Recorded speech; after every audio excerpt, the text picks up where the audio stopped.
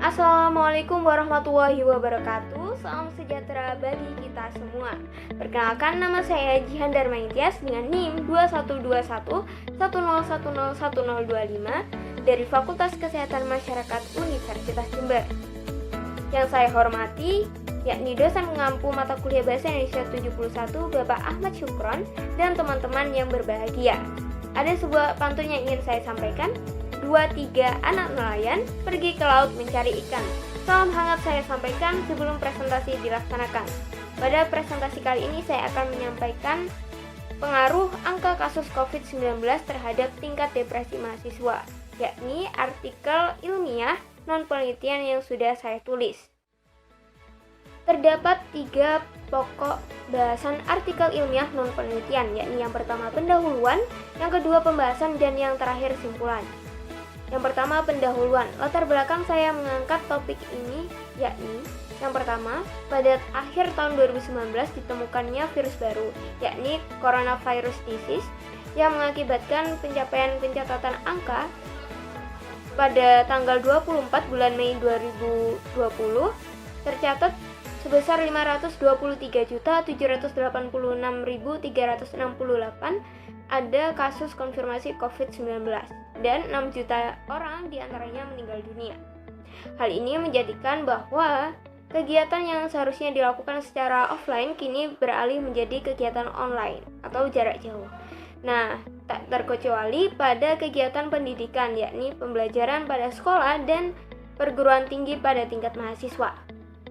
Sebuah studi mengatakan bahwa 147 mahasiswa menjadi responden, didapatkan hasil sebesar 21,1% mahasiswa menderita depresi ringan, 17% depresi sedang, dan 3,4% diantaranya menderita depresi berat. Mengapa hal ini terjadi? Karena semakin rendah motivasi belajar itu disebabkan karena semakin tingginya stres. Jadi, mahasiswa yang mengalami depresi itu cenderung memiliki motivasi yang sangat kurang. Nah, hal tersebut inilah yang menjadikan bahwa masalah ini menjadi urgensi bagi kita semua dan harus dicari solusinya. Beralih ke bab selanjutnya, yakni bab pembahasan. Yang pertama, depresi akibat pandemi.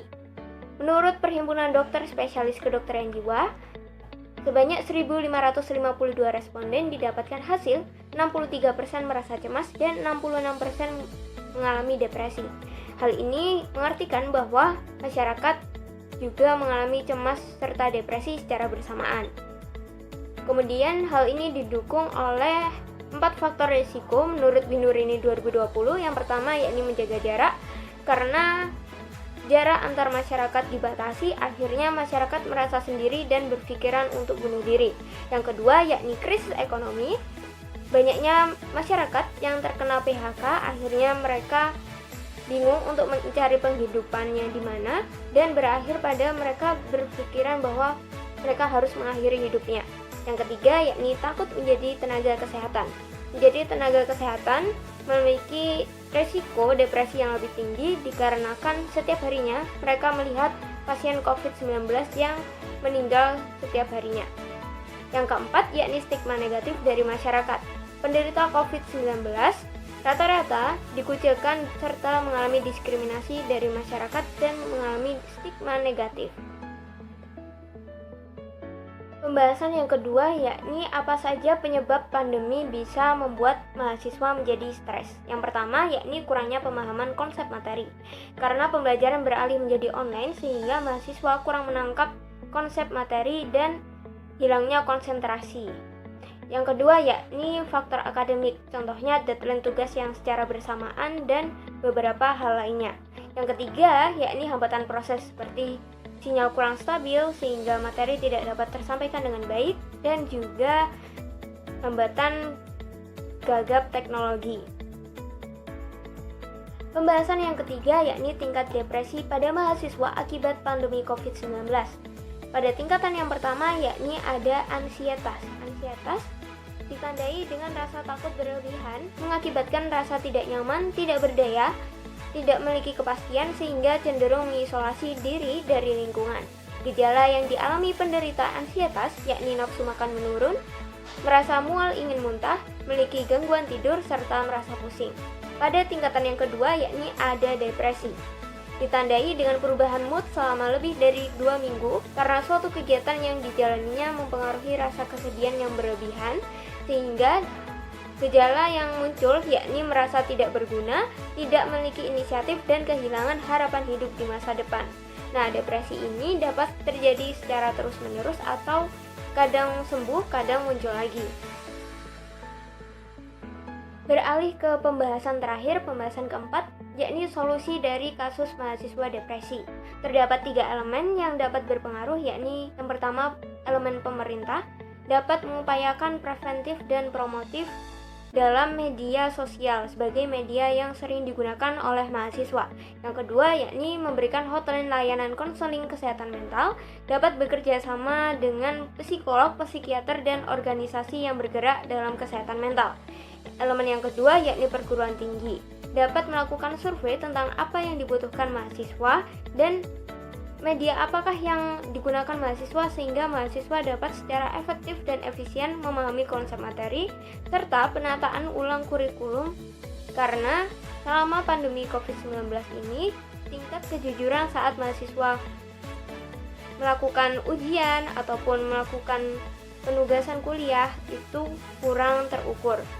Kemudian yang ketiga elemennya yaitu mahasiswa. Mahasiswa dapat melakukan manajemen waktu yang baik sehingga dapat menghindari multitasking atau melakukan pekerjaan beberapa secara sekaligus dalam satu waktu, dan mahasiswa diharapkan dapat menjadi agen perubahan sebagai penciptaan lingkungan yang lebih baik. Berdasarkan paparan materi yang telah saya jelaskan tadi, dapat ditarik kesimpulan pada slide berikut.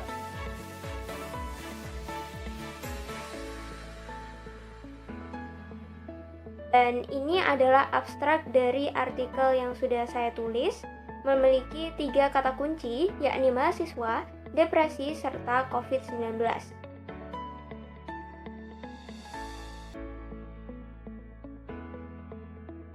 Berikut adalah daftar pustaka yang saya gunakan untuk menyusun artikel.